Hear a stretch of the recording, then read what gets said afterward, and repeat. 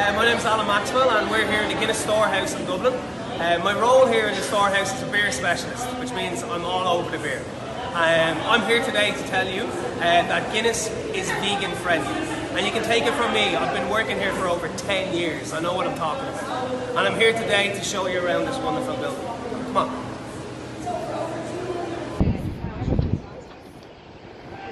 You see the barley here, and for Guinness we use over 100,000 tonnes of Irish grown barley, and that's about 70% of all the barley produced in Ireland beer that comes to us, so massively important for our economy.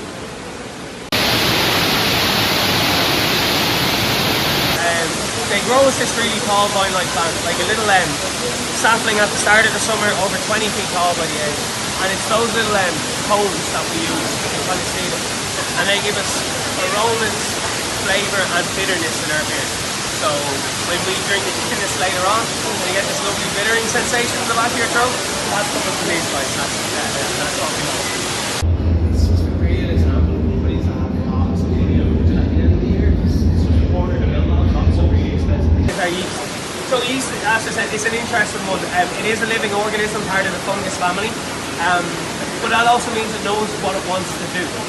So we introduce the yeast into the brew and it will start to attack the sugars that are in there. It's going to convert them into alcohol for us, so it's our active ingredient for the alcohol. Now, you know, as it does so, you are left with a lot of excess yeast at the end of each brew.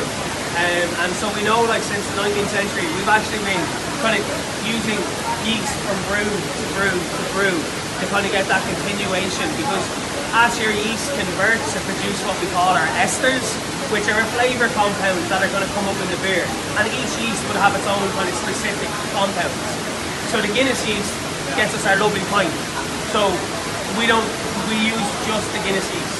We don't share that really with any other brewery. It's just one yeast used for a Guinness.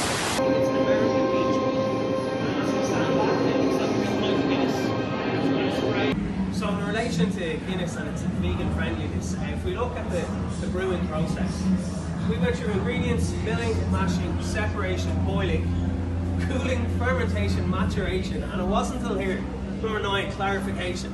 That's where our issue was at. That's where that product, isinglass, which, you know, we'll talk about, was introduced. And it's now here where we've removed that and introduced a much more complex system in clarification, and now into packaging. Enjoy vegan friendly Guinness.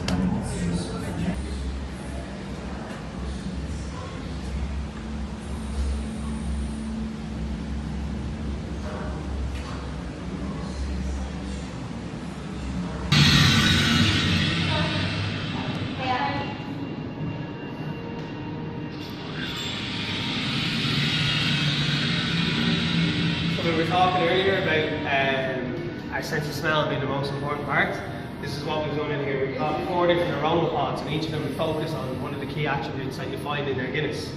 So for instance, hops, the tall vine-like plant we saw downstairs. Really neutral kind of floral aromas that we have coming from this one. Roasted barley in here, so that will not we do to 232 degrees, so really kind of coffee-like. Maybe even like dark chocolate and cocoa coming off this one. It's quite nice. The malted barley. So this is our kind of source of sugar, which is going to give us our alcohol. And this one's kind of bready or biscuity almost.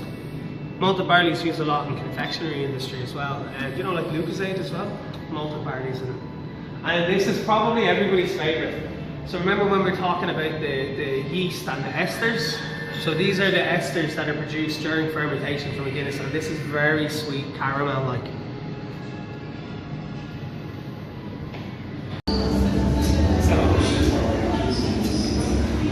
Make our nice Guinness glass, and we like the Guinness glass because the shape helps, and I use the branding as a reference point. The beer comes out of the nozzle, so what we're going to do is we're going to point that nozzle at the inside of the gold heart. We're going to hold our glass at a 45-degree angle. And then we're going to pull the nozzle all the way down towards us. As the liquid fills the glass, we kind of slowly straighten it. And when the beer hits the top of that gold heart, we're going to push the tap handle back upright for the first of our 2-part pour. We then leave it up on the bar to settle. Give it all the drama, tick, follow the top, tick, follow the top. So we're going to take our pint, hold it just below the nozzle, and then we're going to push the handle ever so slightly towards the bust. We allow it to fill up, so a little bit of the beer pops out at the top and it's smooth down. We then serve it with the logo facing forward, and that should be the perfect pint of Guinness. From when I start to pour till I serve it to you, it should take about 119.5 seconds. Enjoy! Nowadays, like, you wouldn't make something that size out of copper now cost you way. 90% of what we perceive as flavour comes from our sense of smell, so that's massively important. So the first thing we like to do when we're going to drink a Guinness is actually give it a little swirl and try and breathe in the aromas. What we do then is we take a mouthful of the beer, the darker part, swirl it around our palates, and then when we swallow that beer, the breath we took in, we let out through our nose. So we smell two ways, on the inhale and on the exhale. It's ortho and retronasal breathing. And when we breathe out, that's going to help aerate all the taste buds on the back of our throat, so to really pull the flavours all the way through.